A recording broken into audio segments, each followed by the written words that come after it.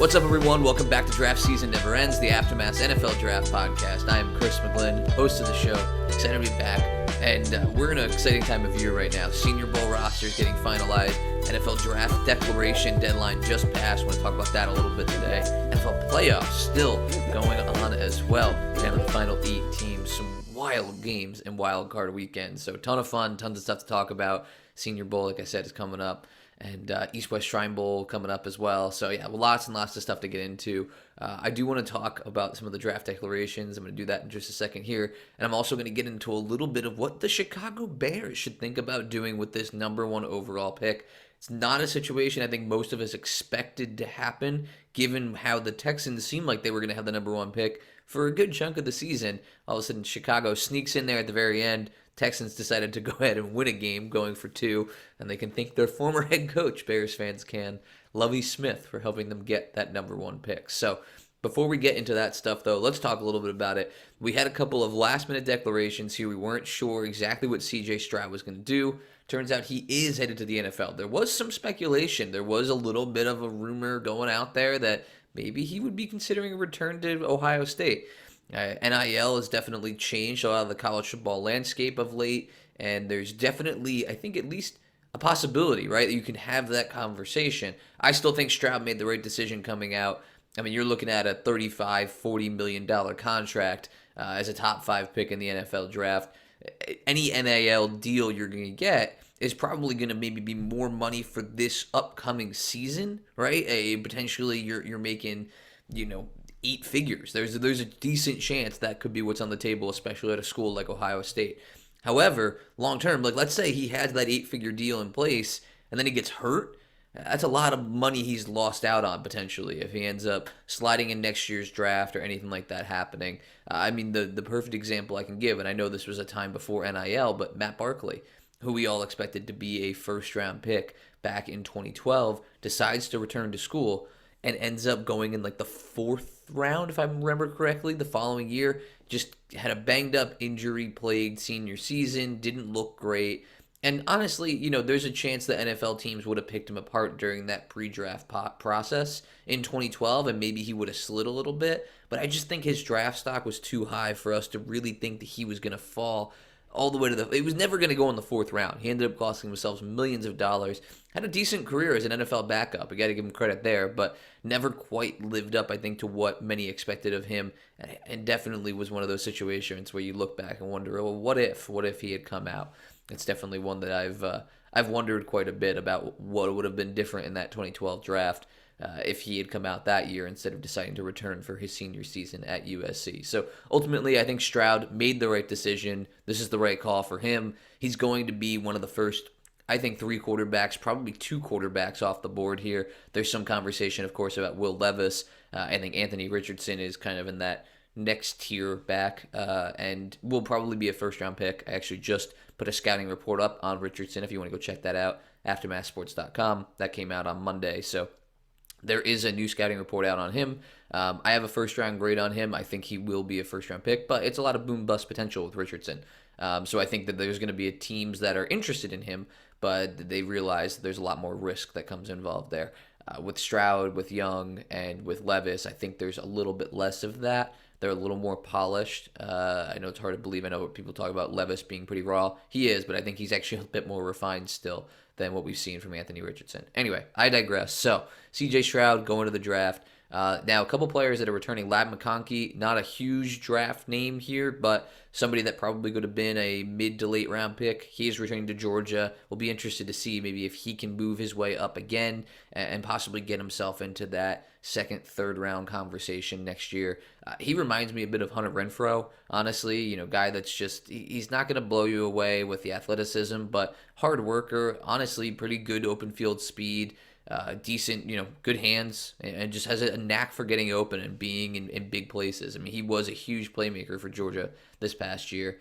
A few other ones that I want to talk about. Jordan Addison declared last second. Kendre Miller and Quentin Johnston from TCU are both coming out. And a smattering of other names that were kind of undecided but largely expected to declare. There weren't really a ton of names of players that decided to not declare for this draft. I think the biggest one that I saw was McConkey. So there's probably a couple others that slipped under the radar there, and there's a few that we'll be talking about next year in this draft cycle. But just wanted to lead off with that. And yeah, we're into the NFL playoffs, and while there are 8 teams left, and I'm very excited to watch all the games this weekend, I think we're in for a real treat, especially on Sunday when we get Giants, Eagles, and we get Bills, Bengals. I think those are going to be 2 phenomenal games. Not to say that we won't get great games on Saturday. I'm just a little bit less certain they're going to be great games. 49ers, Cowboys, and Jaguars playing the Chiefs. So I think those will both be exciting and interesting games. As we saw, you can't count out the Jaguars of anything. They had a 27-point comeback against the Los Angeles Chargers. So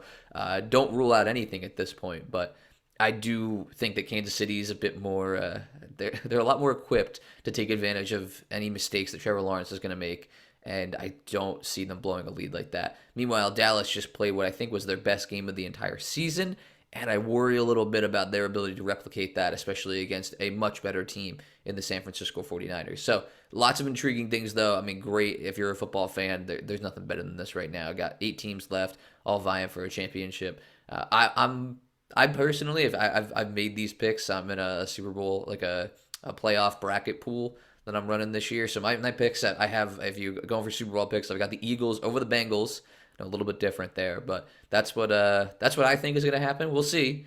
I got all 6 wild card games right. I'm going to pat myself on the back about that. Not too hard though, because the Jaguars really made me sweat on that one. But I got all 6 of those right, and we'll see. I'm probably going to get all 4 of these games wrong this weekend now. That's usually what that means. So, but yeah, very exciting time of year.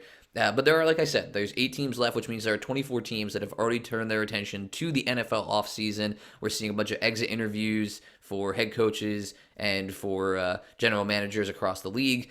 We've also seen some coaching changes. Nothing too notable, but Michael Lombardi gets fired in Los Angeles. He's no longer the Chargers offensive coordinator. They also move on from their quarterbacks coach, so that'll be interesting to see what they ultimately do there. Mike LaFleur is gone in New York. The Jets are trying to find a new offensive coordinator. Todd Downing out in Tennessee. So lots of offensive coordinator positions that are going to be open, and we've had some movement a little bit already. Blanking right now. Browns hired a new defensive coordinator, so there's a lot of coaching movement, not a ton of head coaching movement quite yet. We'll see what ends up going on there. A couple of new GMs hired as well. Mossy Ossenfort was just hired in Arizona. And then last night, I'm recording this Wednesday morning, so I think last night it was Ron Carathu was hired in Tennessee as the new GM there. He's the former 49ers director of pro personnel.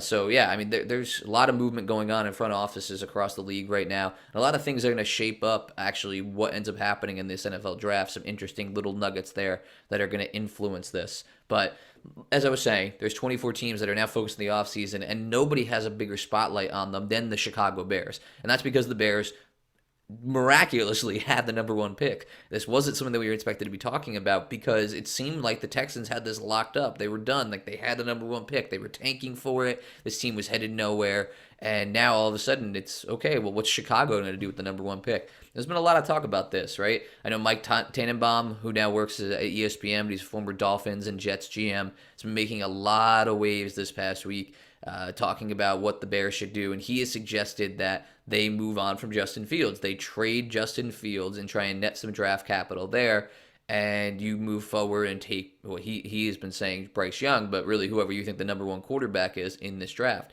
Now, it's an interesting strategy. It kind of reminds me, though, of somebody trying to play Madden.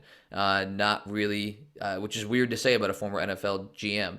And don't get me wrong, I think Tannenbaum is incredibly bright, knows a lot more about football and front office operations than I do, but I'm a little bit skeptical of the move. I think you're trading away something that's a bit of a known quantity at this point, right? We have 2 years of NFL data on Justin Fields, and now he's been a little bit banged up. He hasn't been great as a passer, but he's electric. I mean, one of the best runners in the NFL, one of the best runners we've seen to the quarterback position in the NFL ever. And I don't say that lightly. I mean that genuinely. I mean, he's right up there with Lamar Jackson in terms of what he can do as a playmaker with his legs. Now, he's gotten better as a passer, but when you look at what's around him, it's hard to really say that he's been put in the best position to succeed. His wide receivers have not been great. They were banged up all year. Even the guys that he did have there, which wasn't a great group to begin with, got hurt. They traded for Chase Claypool, and he ended up not being healthy. And then they lost Darnell Mooney as well, who's probably their best receiver they began the season with on the roster. So receivers have not been great. Tackle position is just a revolving door at this point. I mean, to give you a picture of how bad this is, that they signed Alex Leatherwood, who was a former first-round pick of the Raiders, and Leatherwood hasn't even been able to get in there because he just isn't good enough to start, but somehow they can't block for Justin Fields. The interior line is okay. I wouldn't say it's great, but with Cody Whitehair and Patrick Lucas coming back, and even Sam Mustipher, who's been solid there at center for them, and then the interior of the line has been okay. The offensive tackle position, because they've kicked Tevin Jenkins in there at right guard, the tackle position is where they've struggled a bit. So there's a lot of different needs for the Chicago Bears offense. And there's the defensive side of the ball where they weren't very good either. They clearly need help. They traded away Roquan Smith, who was their best player probably overall and easily their best linebacker. So they need a linebacker at this point to try and help fill the void. They don't really have much in the edge rusher department, not anybody in there to go and generate pressure. Not a ton to really look at the defensive tackle position. So the only place that you feel okay about the Bears actually is probably the secondary. And they've invested quite a bit in that group in the last couple of years. They still have Eddie Jackson, who they're paying quite a bit of money to be there. He's actually got the highest cap hit heading into next season for that entire Bears team. And then they've spent a lot of draft picks, whether it be the end of the first, second, third round, on guys like Jalen Johnson or Kyler Gordon or Jaquan Brisker over the last few drafts. They also hit big on Kindle Vildor, who's been a solid find for them late in the draft. Who's a Senior Bowl standout a couple years ago. So the secondary is in decent shape. I wouldn't say it's elite, but I think you feel good enough about that group that you want to focus elsewhere. So for me, when you start looking at this Bears team, it feels like there's a lot of holes here. And it feels like there's a ton of needs that they have outside of the quarterback position. So in my mind, let's look at this from this perspective too. What can you get more from? And the answer, weirdly enough, is going to be the number one pick. You're going to get more draft capital in return trading away the number one pick. And there's a couple reasons for this. And that's partially because, one, you reset the rookie quarterback clock, right? That 5-year window that you get with a rookie quarterback contract is incredibly valuable because you get to spend money elsewhere. You can invest elsewhere on your team. You look at a lot of the teams that are currently left competing in the NFL. Joe Burrow is on that rookie deal. Jalen Hurts is on that rookie deal. Weirdly enough, Brock Purdy is on that rookie deal. And so it allows you to spend a lot of money elsewhere to kind of keep your roster together and acquire talent in different ways. So that's where you look at this and say that's an incredibly valuable tool, a team-building tool for any NFL GM, is to have that 5-year window when you don't have to pay the quarterback. Because we're already talking about Daniel Jones is now putting himself in the conversation for making about $40 million a year. So it's incredibly expensive to pay a quality quarterback. So even above average quarterback. So it's one of those things where it just becomes very complicated to get that all done and then continue to build the roster around it. It's part of the reason that Tom Brady has been so successful in his career is because he's always been willing to take less than what he could make truly on the open market. And he's always allowed the teams to go and add more talent around him. So in this case, I think Chicago looks at this and says, okay, well, we have 3 years left with Fields, 2 years left on his rookie deal and his 5th-year option. So that gives them a 3-year window to try and build around here. That is going to be valuable, which is not quite as valuable, obviously, as that 5 years. Plus, of course, any team that's acquiring this number one pick in a hypothetical trade is going to end up getting their pick at quarterback. Otherwise, you're saying, hey, here's Justin Fields. He's your guy. That's the only other thing that goes into it here. So that's where there's a little bit less, I think, appeal in taking on a quarterback who, for teams that maybe are looking to rebuild, whatever it might be. Now, there are teams out there that absolutely would jump at the opportunity, I think, to take a Justin Fields. I think the Indianapolis Colts would probably be very interested in Justin Fields. I think you could talk to a team like the Las Vegas Raiders, and they might be interested in Justin Fields. There are a few teams out there, the New York Jets, let's say, would definitely be interested, I think, in Justin Fields. Now, they might look and prioritize other quarterbacks before they get to that point, but I think there are teams out there that could be interested in a quarterback that would trade for Justin Fields. However, I think a lot of the teams that would be potentially looking to move up would prefer that number one pick. And that's less of an issue to do with Fields and more just how teams tend to operate when they look at the draft. And the teams, let's be honest, a lot of times overvalue draft picks. And that just seems to be something that happens. So anyway, long story short, I think it's a situation here where Chicago can get more out of the number one pick, and you at least have some sort of talent at quarterback. Now, Fields might not be ever this elite passer, right? But he is a player that you can certainly find a way to design an offense around, similar to what the Ravens have done with Lamar Jackson in Baltimore, and find a way to be successful with that. And so I think it's one of those things where it just makes more sense to hang on to Fields and really try and capitalize on this position you're in and load up on talent around him. There's a number of teams I'll run through right here that would be interested, right? Honestly, starting at number 2, the Houston Texans have the number 2 pick in the NFL draft. And now this seems a little bit weird, but the Bears have actually been involved in one of these trades where it's just a spot up. Back in 2017, they moved up a single spot with the 49ers to go ahead and draft Mitchell Trubisky. And they ended up giving up 2 thirds and a fourth. A third that year, a future third, and then a 4th round pick from that year. So maybe that's similar-ish to what they could possibly net. Might be a little bit higher. Maybe you're talking about a second, a future third, and a fourth, something like that. In a situation like this, because the Bears have the number 1 pick, and there's obviously going to be a lot of interest at the top of the draft. The Bears in that draft, there wasn't a ton of. I was viewed at the time as a not great quarterback class, which is ridiculous because it produced Patrick Mahomes, Deshaun Watson, and Mitchell Trubisky at the top of it. But I digress. So in the end, it ends up that I think there's actually more interest and more intrigue, so the Bears could even kind of get more than what that trade was back in 2017. I think that's kind of the starting point, and maybe you add a little bit more draft capital to it, or at least premium draft capital to it, than what Chicago gave up to San Francisco back in 2017. So that's number 2. I think that could be an option here, but I think the Bears, the best thing in my mind the Bears could possibly do is trade down to number 4 with the Indianapolis Colts.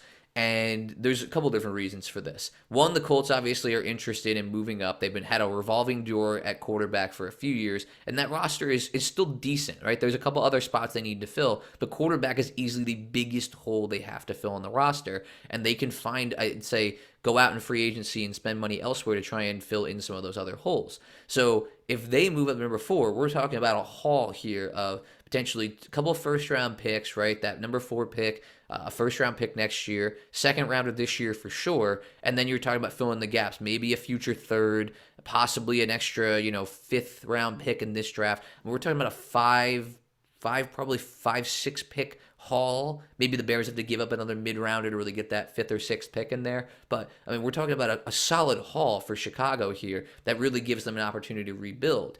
And I think that's what this team needs at this point. They're nowhere near contending. They don't really have a ton of infrastructure around Justin Fields at this point, and that's where I feel like they need to build. What makes this number 4 pick so appealing to me is the fact that it ensures that you are going to be at the top of the draft here and still in a position to likely get Jalen Carter or Will Anderson Jr., who I think are 2 game-changing defenders here in this draft, right? Hypothetically, right, Indianapolis moves up to number 1. They take whoever they want at the top of the draft. The Texans take whoever the next quarterback is on that list. And then you get to the Arizona Cardinals at number 3, and they're probably taking either Anderson or Carter, whoever they prefer there. And all of a sudden the Bears are sitting there at 4, getting one of those 2 players. Yes, it'd be nice to have your pick of those 2 players, but in the end, I think they're both really, really high-quality players who are going to have an instant impact at the NFL level. So if you get a player like that, and you get all this additional draft capital, that's a phenomenal place to be. Like a really, truly fantastic, fantastic spot to be in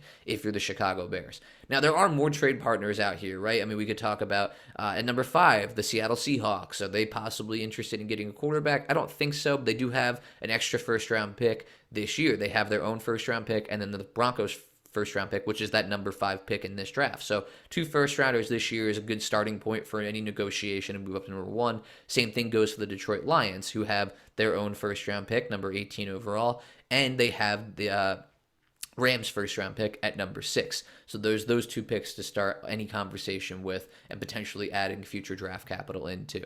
Las Vegas Raiders are certainly interested in a quarterback at number 7. Same thing could go for the Atlanta Falcons and the Carolina Panthers at 8 and 9. Now, obviously, none of those draft slots feel quite as valuable solely because it just feels like you're probably not going to get the same quality of player at the top of the draft. You're right, you want to control where you move down to. But if the Colts say, hey, we found a veteran, we went out and we signed Derek Carr, or we traded for Jimmy, whoever, they signed Jimmy Garoppolo, or they trade for Jordan Love, I don't know.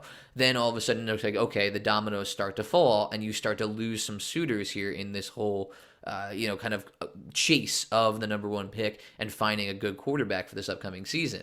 So it'll be interesting to see how this all ultimately shakes out. But Chicago's going to have no shortage of options here. But I really think they should stick with Fields and then look to build around him, right? In a situation like this, I ran a quick little mini mock on one of these Pro Football Focus or whatever it might have been. I don't even remember which service it was, just to kind of get an idea for what does this look like for the Bears.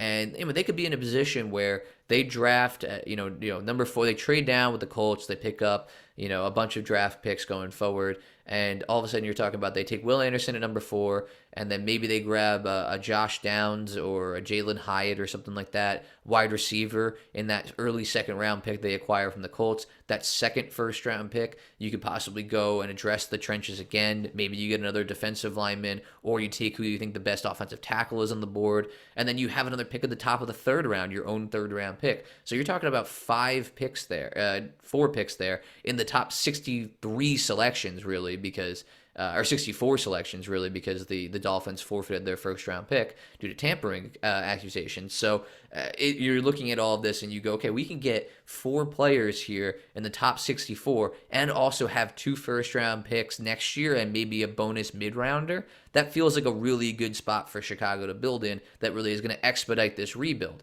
And the reason I say expedite it is because hopefully if you can do this right, you could put yourself in a position where you could be competing in the NFC North within the next 2 years. Now, it might not be in 2023, but by 2024, if you do this right, you could be competing in a division right now that seems truly wide open, right? The Detroit Lions are certainly on the rise, but it's still a young team trying to figure it out with some clear holes on defense. They have some needs they need to address. The Vikings have been good, but they also won 11 one-score games this year.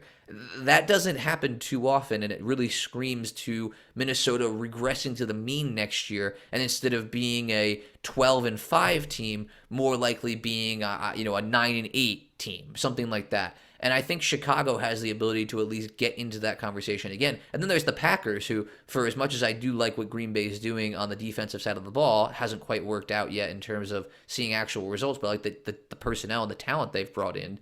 I think there's a lot of uncertainty about what the future of this team looks like because of Aaron Rodgers. And so all of a sudden you're looking at this, the NFC North does feel like it's at kind of a fluctuation point. So if Chicago can get themselves into that mix, all of a sudden we're talking about the Bears possibly contending for NFC North titles in 2024 and 2025, while Justin Fields is on that 4th and 5th year of his rookie contract. And if you can put the right talent around him, sure, why not? Let's see the Bears go all in and make a run here. I don't know if that'll ever truly pan out.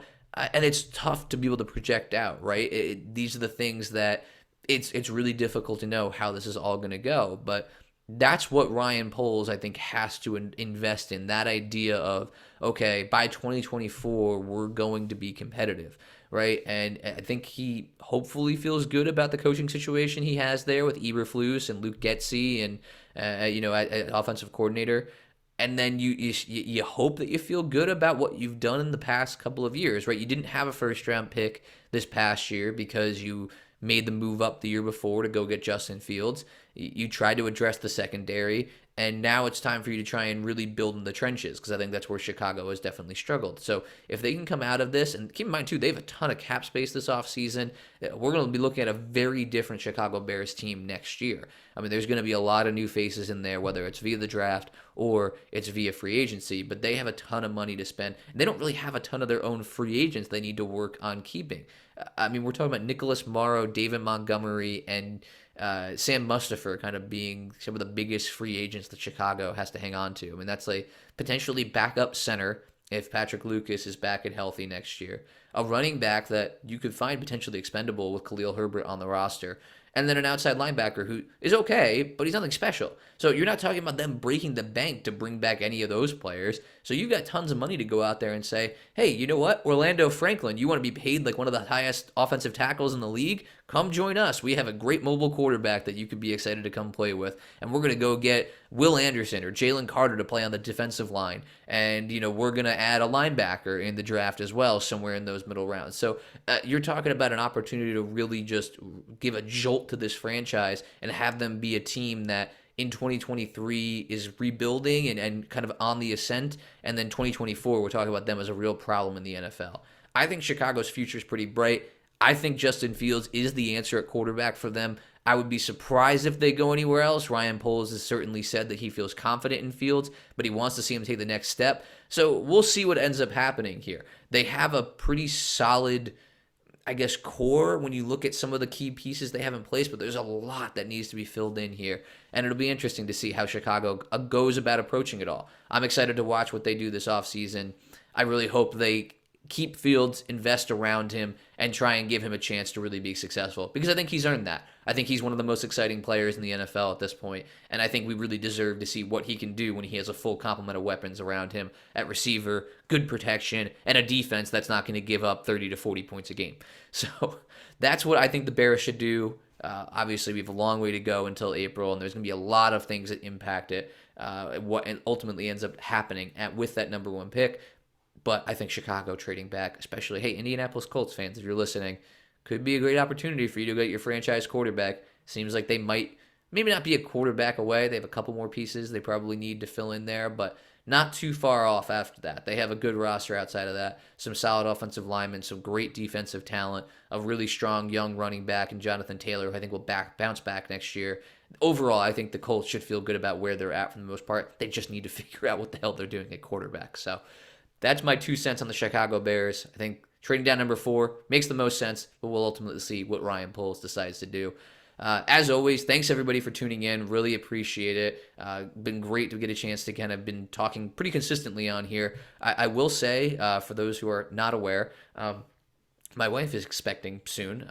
It's our first kid on the way, which is very exciting, but I'm not entirely sure when that's going to be coming. So while I've been podcasting pretty consistently, and I'm hoping to continue doing that, there's a good chance that gets disrupted pretty soon. So I at least wanted to acknowledge that. So if I just disappear for a little bit, that's why. But I'm hoping that I get a chance to continue doing it. It'll be a lot of fun. But yeah, very eagerly awaiting when that ultimately all comes together. So very exciting stuff, but might cause some delays in some podcasting along the way there. But as always, thanks everybody for tuning in. If this is your first time listening to the podcast, first of all, thank you so much. Really appreciate it. And you can always find the podcast on any of your podcast platforms, Spotify, Stitcher, Apple Podcast, Anchor, you name it. You should be able to find it there. If you can't find it, let me know. I'll do my best to try and get it on whatever podcast platform you are using. But yeah, I think it should be on most podcast platforms at this point. It should be pretty easy to find. Remember to rate, review, subscribe, get it out there, share it with friends, tell people about it, right? Word of mouth sometimes is the best way, right? Think about getting an endorsement from a friend. Hey, you should check out this podcast. If you have a friend out there who's a draft nut, interested in the NFL offseason, loves talking about football, this is the place for them. So make sure you let them know about it. Definitely always appreciate when people pass it along. And it's one of the best ways, honestly, to grow a podcast. Is just have people recommend it, right? You get that recommendation from a friend and you're much more willing to trust that than just having to stumbling upon it on the internet somewhere or something like that. And as always, feel free to reach out on social media. You can find the Aftermath Sports on Facebook and on Twitter. I am at cmcglynn84 on Twitter. You can feel free to tweet me there. DMs are open, all that kind of stuff. And as always, you can check out the website, aftermathsports.com. Tons of great stuff that I've been putting out there. Obviously, all the podcasts get posted up there, but I'm working on some scouting reports. Had a mini mock draft that came out last week. Got some more stuff planned. Going to do a lot of stuff around the Senior Bowl, hopefully. East-West Shrine Bowl. Very excited for all of that. It's one of my favorite times of year. So all that is going to be coming up very soon. Lots of NFL offseason draft content and all that type of stuff. So make sure you check it out. You can subscribe on WordPress. It's what it's supported on. But you can also, like I said, follow on social media. You'll see all the posts, all the articles and stuff like that will go up on there as well. So thank you, everybody, for tuning in. Hopefully, I'm going to have a Friday show out. If not, we'll see what happens. But I'm going to try and do a little bit more about that. Maybe make some picks, get a little bit of betting talk in here. I'm getting more and more into that space. There could be some fun stuff for us to discuss there as well. But if I don't talk to you, enjoy the NFL playoffs this weekend. Very exciting 4 games coming up this weekend, and tons and tons of draft stuff coming up in the near future as well. So hopefully you get a chance to enjoy all of that. And thanks everybody as always. Remember, draft season never ends, and you guys will hear from me again soon.